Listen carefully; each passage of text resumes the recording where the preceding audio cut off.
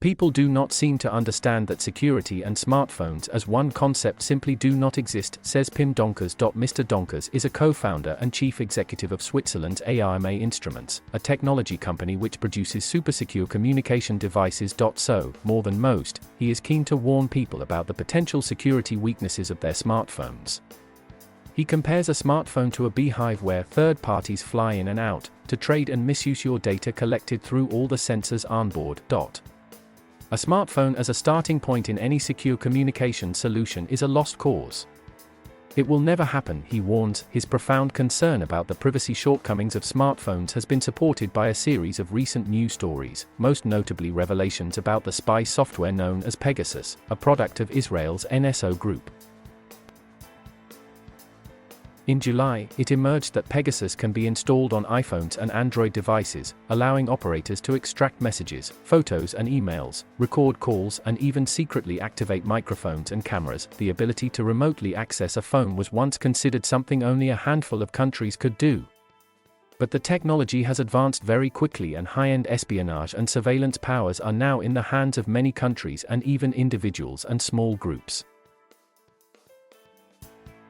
With such concerns in mind, consumer interest has grown in products with security as their primary selling point, ranging from purpose-built encrypted smartphones to privacy-oriented alternatives to online search engines and maps. Some data suggest that mobile devices are particularly troubling for many people.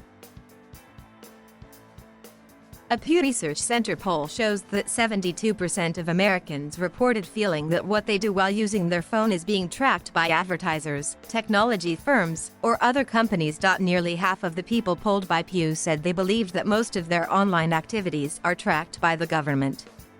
"We are all inundated with headlines around data breaches, hacks, and other intrusions," says Larry Peng, head of business development at IoTex, which produces a security camera designed to keep data private. "We are constantly learning that the corporations and governments that have promised to protect us, in fact, do things behind our backs for their own benefit," he says.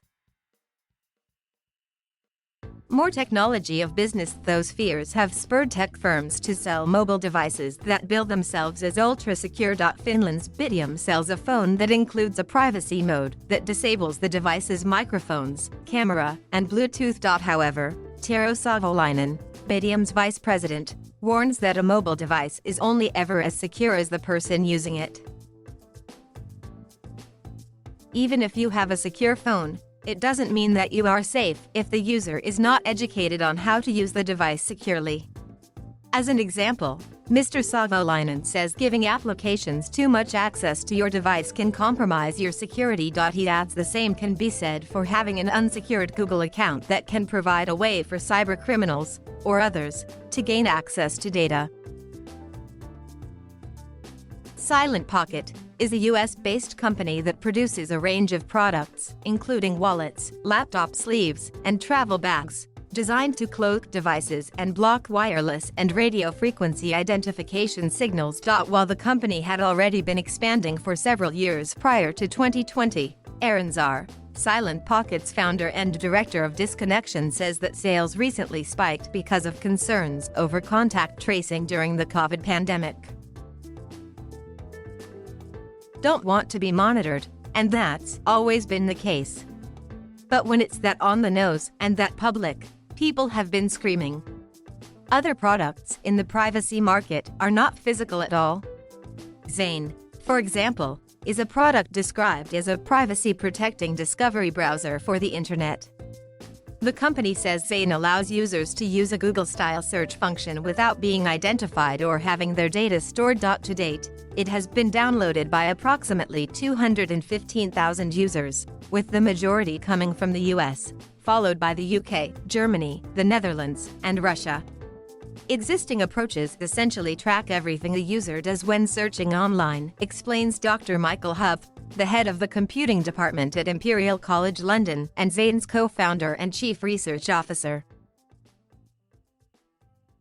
This is particularly obvious with products such as TikTok, where one or two interactions are enough to know the user well enough to feed them videos they like. Dr. Huff adds, "This level of tracking Predictive analysis and behavioral modeling challenges not only our sense of control and autonomy, but our actual freedom.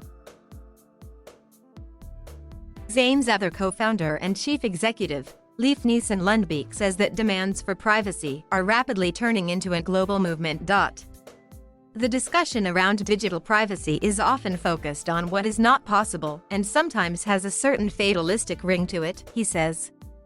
The dominant discourse presents privacy and technology as enemies, but it doesn't have to be this way. Advanced technology can actually protect our digital privacy and give us back our autonomy along the way.